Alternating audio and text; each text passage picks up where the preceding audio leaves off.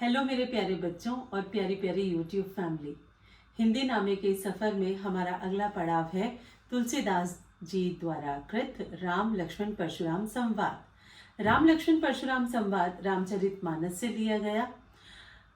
बहुत संक्षेप में समझाने का प्रयास करूंगी क्योंकि पाठ काफ़ी लंबा है और मैं बहुत विस्तार में नहीं जाना चाहती क्योंकि आपकी रिवीजन के लिए है। इसलिए चलिए शुरू करते हैं राम लक्ष्मण परशुराम संवाद का एक क्विक रिवीजन।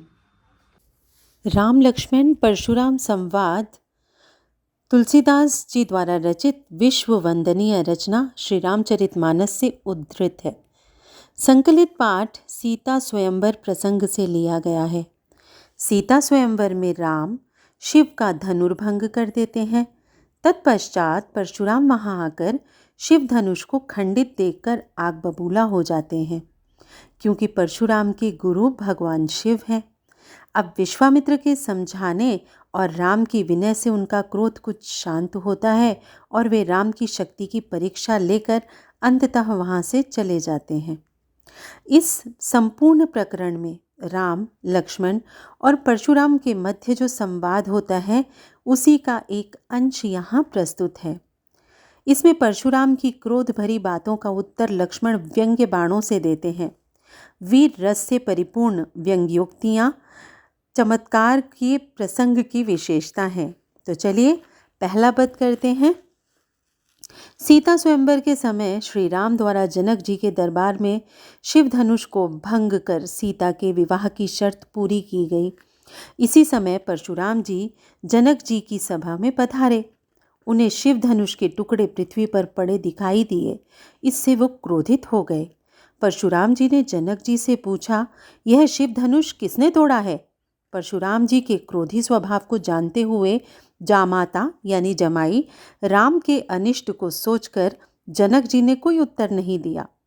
तब श्री राम सभी को डरा हुआ जानकर परशुराम जी से बोले, हे नाथ, शिव जी के धनुष को भंग करने वाला आपका ही कोई दास होगा। अब धनुष तो टूट ही गया, यदि कोई आज्ञा हो तो मुझसे कहिए। श्री राम के मुख से यह बात सुनकर परशुराम जी और क्रोधित हो गए और कहने लगे कि सेवक वह होता है जो सेवा का कार्य करे। यहाँ धनुष भंग करके कोई सेवा का कार्य नहीं किया गया है, यह तो शत्रुता का काम करके लड़ाई का काम किया गया है। हे राम, जिसने इस शिव धनुष को भंग किया है वह सहस्त्र बाहु के समान मेरा शत्रु है। वह इस राजसभा में से निकलकर अलग खड़ा हो जाए, अन्यथा सभा में एकत्र हुए सभी राजा मेरे क्रोध का शिकार बनेंगे, अर्थात मारे जाएंगे। परशुराम जी की बातों को सुनकर लक्ष्मण जी मुस्कुराने लगे और उनका अपमान करने के उद्देश्य से कहने लगे, लड़कपन में हमने बहुत से धनुष तोड़े थे, किंतु हे विप्रवर, आपने ऐसा क्रोध कभी नहीं किया। इस धनुष पर आपकी इतनी ममता किस कारण है? लक्ष्मण की बातें सुनकर भृगुकुल के केतु अर्थात परशुराम जी और क्रोधित होकर कहने लगे, हे राजपुत्र, तुम काल के वश में हो, इसीलिए तुम जो कह रहे हो वह मुंह संभाल कर नहीं बोल रहे। संपूर्ण विश्व में प्रसिद्ध शिव जी का यह धनुष क्या लड़कपन में तुम्हारे द्वारा तोड़े गए धनुषों के समान है? तो बच्चों, क्या आप जानते हो कि शिव धनुष का नाम क्या था? शिव धनुष का नाम था पिनाक, इसलिए शिव जी को पिनाक पाणी भी कहा जाता है। चलिए दूसरा पद करते हैं। परशुराम जी की बात सुनकर लक्ष्मण जी हंसने लगे। हे देव, सुनिए, मेरी समझ में तो सभी धनुष एक समान है। इस पुराने धनुष के तोड़ने से हमें क्या लाभ या हानि होती? श्री रामचंद्र जी ने इसे नया समझकर धोखे से देख लिया, किंतु यह तो उनके छूते ही टूट गया। इसमें श्री राम का किसी प्रकार भी दोष नहीं। हे मुनि, बिना कारण ही आप किस लिए क्रोधित हो रहे हैं? परशुराम जी अपने फरसे की ओर देखकर लक्ष्मण जी से कहने लगे, हे दुष्ट, तुम मेरे स्वभाव के विषय में नहीं जानते हो। मैं तुम्हें बालक समझकर नहीं मार रहा हूँ। क्या तुम मुझे केवल मुनि ही समझ रहे हो? कौन हूँ मैं बाल ब्रह्मचारी और अत्यंत क्रोधी हूँ। सारा विश्व जानता है मैं क्षत्रिय कुल के शत्रु के रूप में जाना जाता हूँ। अपनी भुजाओं के बल पर मैंने पृथ्वी को अनेक बार राजाओं से रहित कर दिया और उसे ब्राह्मणों को दिया है, अर्थात पृथ्वी पर ब्राह्मणों का राज्य स्थापित कर दिया। हे राजपुत्र, सहस्र बाहु की भुजाओं को काटने वाले इस फरसे को देख। तुम तो अपने माता पिता के विषय में सोचो। यदि तुम मेरे क्रोध के शिकार हो गए तो बेचारे तुम्हारे माता पिता क्या करेंगे? मेरा फरसा बड़ा भयानक है। इसने गर्भ में पल रहे बच्चों को भी मारा है, अर्थात यह बहुत निर्दयी है। अब यहाँ पर विरोधाभास है।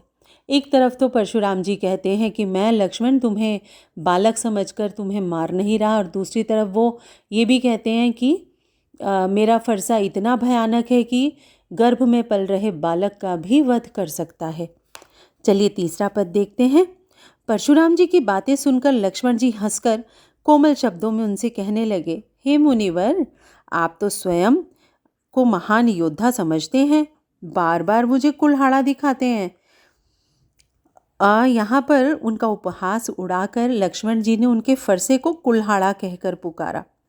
ऐसा लगता है जैसे आप अपनी फूंक से पहाड़ उड़ाना चाहते हैं। यहाँ हम भी कोई कुम्हड़वतिया नहीं हैं। कुम्हड़वतिया होती है कुम्हेड़े का छोटा फल, गोल घिया। अगर वो बेल पे लगी है और उसकी तरफ आप अपनी तर्जनी उंगली कर दें, यानी कि इंडेक्स फिंगर, तो वो फल वहीं की वहीं मर जाता है। वो जो सब्ज़ी है वो वहीं की वहीं मर जाती है। तो यहाँ पर लक्ष्मण जी उसी का उदाहरण कहते हैं कि यहाँ कोई कुम्हड़वतिया नहीं है जो तर्जनी उंगली को देखते ही मर जाएंगे। आपके पास कुल्हाड़ा और धनुष बाण देखकर ही मैं आपसे कुछ अभिमान से बोला था। आप भृगुवंशी हैं और यज्ञोपवीत धारण किए हुए हैं, इसलिए जो कुछ आप कह रहे हैं उसे मैं अपना क्रोध रोककर सह लेता हूँ। हमारे कुल में देवता, ब्राह्मण, भगवान के भक्त और गाय पर वीरता नहीं दिखाई जाती, अर्थात इन्हें नहीं मारा जाता है क्योंकि इन्हें मारने से पाप लगता है और इनसे पराजित होने पर अपकीर्ति होती है। इसीलिए यदि आप मुझे मारें तो भी मैं आपके चरणों में ही शीश झुकाऊंगा। आपका एक एक वचन ही करोड़ों वज्रों के समान है। वज्रों यानी बहुत भयानक तीर, तलवार उनके समान है। धनुष बाण और ये कुल्हाड़ा तो आपने बेकार ही धारण किया हुआ है। आपके धनुष बाण और कुल्हाड़े को देखकर मैंने आपसे कुछ अनुचित कह दिया हो तो मुझे क्षमा कीजिए। लक्ष्मण जी के मुख से इस प्रकार की बातों को सुनकर परशुराम जी धीर गंभीर होकर बोले। लक्ष्मण जी के बहुत ही कटु वचन सुनकर परशुराम जी का क्रोध बढ़ता जा रहा था। वे विश्वामित्र जी से कहने लगे, हे कौशिक। तो यहाँ कौशिक किसको पुकारा गया? विश्वामित्र जी को। सुनो, यह बालक अत्यंत कुबुद्धि और कुटिल है। काल के वशीभूत होकर यह अपने कुल का घातक बन रहा है। सूर्यवंशी जो पूर्ण चंद्र उदित है, यह उसका कलंक बनना चाहता है। यह अत्यंत उद्दंड, निरंकुश, मूर्ख और निडर है। अभी पल भर में ही काल का ग्रास बन जाएगा। इसकी मृत्यु निश्चित है। मैं आपसे कह रहा हूँ, फिर मुझे दोष मत देना। यदि आप लक्ष्मण को मृत्यु से बचाना चाहते हैं तो मेरे प्रताप, बल और क्रोध का वर्णन करके इसे मुझे हठ करने के लिए मना कर दें। परशुराम जी की बातें सुनकर लक्ष्मण जी फिर बोल पड़े। वे कहने लगे, हे मुनि, आपका सुयश आपके अलावा और कौन वर्णन कर सकता है? आपने अभी तक अनेक बार अपनी करनी अपने ही मुख से बखानी है। यदि आपको फिर भी संतोष ना हुआ हो तो और भी कह डालिए। अपना क्रोध रोककर असहनीय दुख न उठाइए। आप वीर हैं, धैर्य धारण करते हैं, आपको किस प्रकार का क्षोभ भी नहीं है, परंतु आप मुझे गाली दे रहे हैं, वह आपको शोभा नहीं देता। शूरवीर तो युद्ध में अपनी वीरता का प्रदर्शन करते हैं, वे अपनी वीरता का बखान नहीं करते। शत्रु को युद्ध के लिए आया जानकर कायर व्यक्ति ही अपनी वीरता की डींगे मारा करता है। चलिए 5वां पद करते हैं बच्चों। लक्ष्मण जी ने आगे कहा, आप तो मानो बार बार काल को आवाज़ लगाकर उसे मेरे लिए आमंत्रित कर रहे हैं। लक्ष्मण जी की इतनी कटु बातों को सुनकर परशुराम जी क्रोधवश अपना फरसा संभालने लगे और जन सामान्य की ओर देखकर कहने लगे, अब आप लोग मुझे किसी प्रकार का दोष न दें। यह कड़वी बात कहने वाला बालक मारे जाने के योग्य ही है। इसे बालक समझकर मैंने बहुत छोड़ा, यानी कि बचाया, पर अब वास्तव में यह मेरे फरसे से मरने ही वाला है। परशुराम जी को अत्यंत क्रोधित देखकर विश्वामित्र जी कहने लगे, अपराध क्षमा कीजिए। बालकों के दोष और गुणों को साधु लोग ध्यान नहीं देते। परशुराम जी कहने लगे, मेरे हाथ में तीव्र धारयुक्त फरसा है। मेरा स्वभाव क्रोधी है और मुझ में दया भाव भी नहीं है। ऐसे में यह गुरुद्रोही और अपराधी मेरे सामने खड़ा है, मुझे मेरी बातों का उत्तर दे रहा है। यदि मैं अभी तक इसे छोड़े हुए हूँ तो केवल इसलिए कि मुझे विश्वामित्र तुमसे प्रेम है, अन्यथा अपने तीव्र फरसे से लक्ष्मण को काटकर शीघ्र ही कम परिश्रम में ही गुरु ऋण से उऋण हो जाता। विश्वामित्र जी मन ही मन हंसकर विचार करने लगे कि परशुराम जी को केवल हरा ही हरा सूझ रहा है, अर्थात अपने अभिमान के कारण, सभी जगह विजयी होने के कारण ये राम लक्ष्मण को साधारण क्षत्रिय समझ रहे हैं। वास्तव में ये तो लोहे की बनी हुई खड़क के समान है, कोई रस से बनी हुई खांड यानी कि शक्कर या मीठा पदार्थ नहीं जो मुंह में लेते ही गल जाए। परशुराम जी अब भी नासमझ बने हुए हैं, इनके यानी कि राम और लक्ष्मण के प्रभाव को नहीं समझ पा रहे। चलिए अंतिम पद करते हैं बच्चों। लक्ष्मण जी परशुराम जी से कहने लगे, हे मुनि, आपके शील से सभी परिचित हैं। आपका शील तो विश्व प्रसिद्ध है। आपने अपने माता पिता के ऋण से तो भली भांति उऋण हो ही गए, अब गुरु ऋण रह गया तो मन में इतना बड़ा सोच, इतनी चिंता क्यों? वह गुरु का ऋण मानो मेरे ही माथे मड़ा है, तो आपने यह ऋण बहुत दिनों से नहीं चुकाया, इसका ब्याज भी बढ़ गया होगा। अब आप किसी हिसाब करने वाले व्यक्ति को बुला लाइए, मैं तुरंत थैली खोल कर दे देता हूँ। लक्ष्मण जी की इतनी कड़वी बातें सुनकर परशुराम जी और क्रोधित हो गए। उन्होंने अपना फरसा संभाला। यह देखकर जनक जी की सारी सभा में हाय हाय मच गई।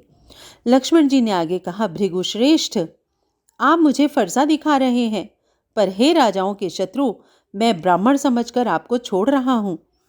आपको अभी तक रण में विजयी होने वाले बलवान वीर नहीं मिले हैं। हे ब्राह्मण देव, आप तो केवल घर में ही बड़े हैं, अर्थात आप अपनी ही दृष्टि में बड़े हैं। लक्ष्मण जी की इन बातों को सुनकर सभा में बैठे हुए सभी लोग अनुचित है, अनुचित है, यह कहकर चिल्लाने लगे। यह देखकर श्री राम जी ने इशारे से लक्ष्मण जी को रोक दिया। लक्ष्मण जी के उत्तर, जो आहुति के समान थे, परशुराम जी की क्रोध रूपी अग्नि को भड़काने के लिए पर्याप्त थे, किंतु रघुवंशी श्री राम अग्नि को शांत करने वाले जल के समान शांत वचन बोलने लगे।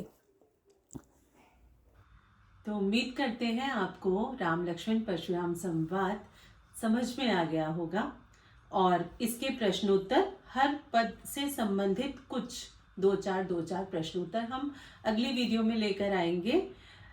तब भी कुछ भी समझ में ना आया हो तो आप कमेंट सेक्शन में लिखते जाइए, हम उस समस्या का समाधान करते जाएंगे, क्योंकि हम हैं तो क्या गम है।